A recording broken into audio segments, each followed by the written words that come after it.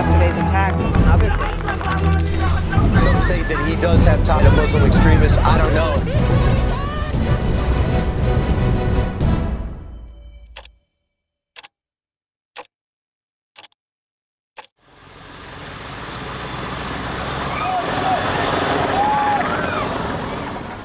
Years after the 9/11 attacks, one can argue that the collapse of the Twin Towers ignited the flames of imperialist wars by the British and US establishment.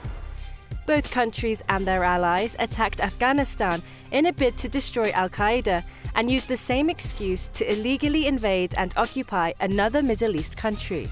The Bush administration expressed their justifications for the Iraq War to Congress.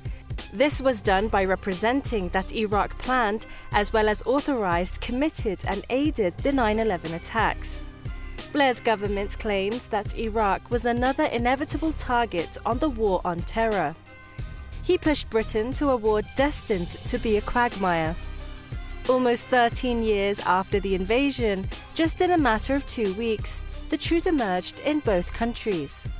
In the United States, a long classified US report that was released found that some of the 9/11 hijackers were in contact with and received support from Saudi Arabia.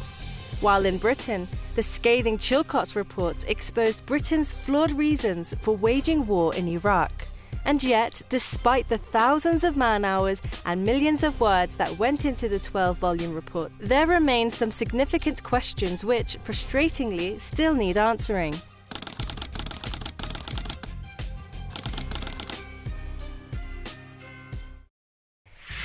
The most important question the Chilcot inquiry tends to ignore is whether the invasion was legal in the first place. In January 2003, Lord Goldsmith gave Tony Blair advice on the legal issues, which no one else in the cabinet saw. On the 7th of March, which was 12 days before the outbreak of the war, Lord Goldsmith delivered his view that the safest legal course would be for the US and the UK to persuade the UN Security Council to pass a new resolution authorizing military action. At one stage, my provisional view was that taking all these factors into the balance, there wasn't enough there. The balance came down in favour of saying no, a second resolution is needed. By the 13th of March, when it was apparent that there was not going to be a new UN resolution, it became apparent that the invasion would be legal nonetheless. I then ultimately reached, when I had to reach a definitive view on this, a different view. Not only does Sir John not offer a judgment on whether the war was legal, he does not answer the intriguing question of why the Attorney General, Lord Goldsmith, altered his legal advice just days before the tanks rolled across Iraq's borders.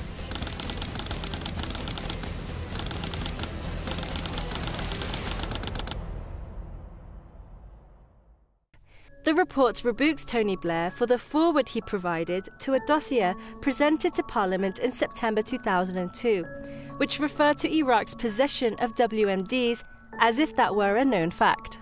It concludes that Iraq has chemical and biological weapons, that Saddam has continued to produce them, that he has existing and active military plans for the use of chemical and biological weapons, which could be activated within 45 minutes, including against his own Shia population, and that he is actively trying to acquire nuclear weapons capability.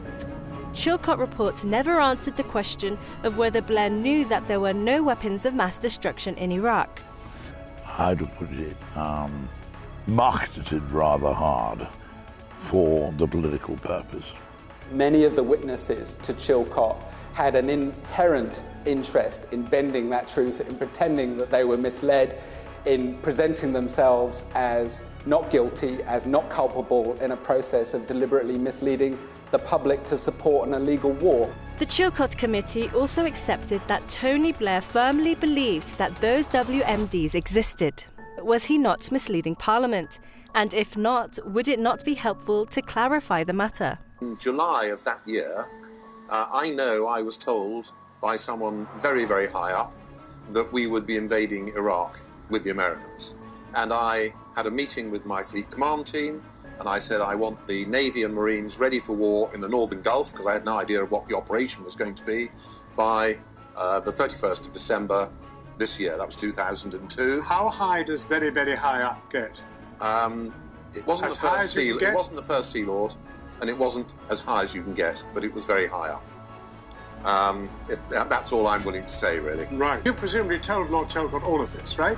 Well, I was never asked by Lord Chilcot to give evidence, so I'm sorry. I'm delighted I the won't be. first Sea Lord of the time was not asked to go and speak to Lord Chilcot. Absolutely, I was not asked to speak, but as I say, I'm quite delighted because hopefully that means I won't be involved in anything that spins out. But people are going to find it absolutely incredible that such a crucial figure in the whole build-up to war was never spoken to by Sir John Chilcot.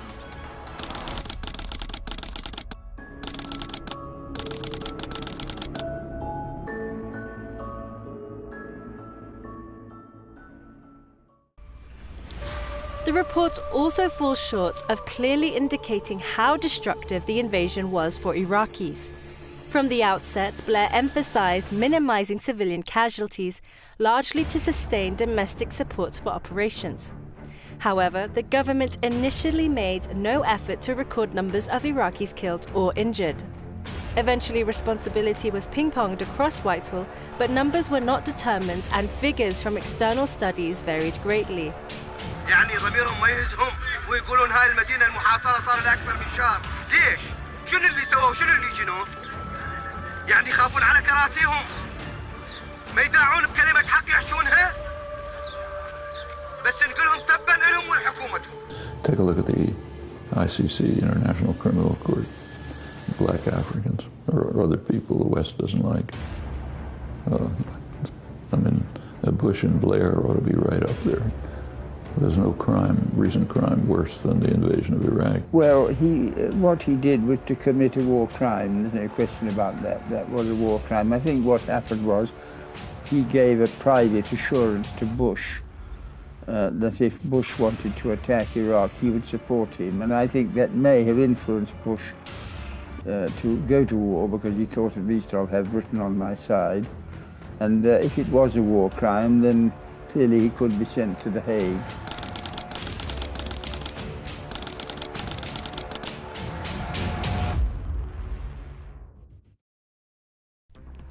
"13 years ago, Catherine Gunn, a then linguist with intelligence agency GCHQ, received an email from the US National Security Agency asking for intercepted communications of UN Security Council delegates.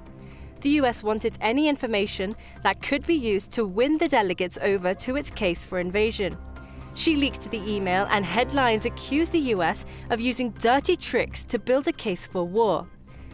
Gunn was charged with breaching the Official Secrets Act, but the case was dropped when her legal team asked to see all the legal advice given to Blair in the run-up to the war. She was never questioned nor asked to participate in the Chilcot inquiry. How far did the surveillance operation proceed? Whose communications did they intercept and record? These are the questions the Chilcot report did not even touch.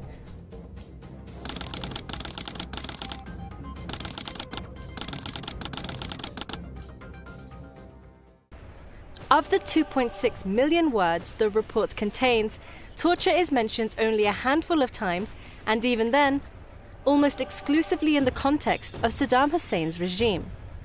Whilst the implications of torture prior to the 2003 invasion are omitted from the report, so too are the public inquiries into allegations of torture by British personnel during the war.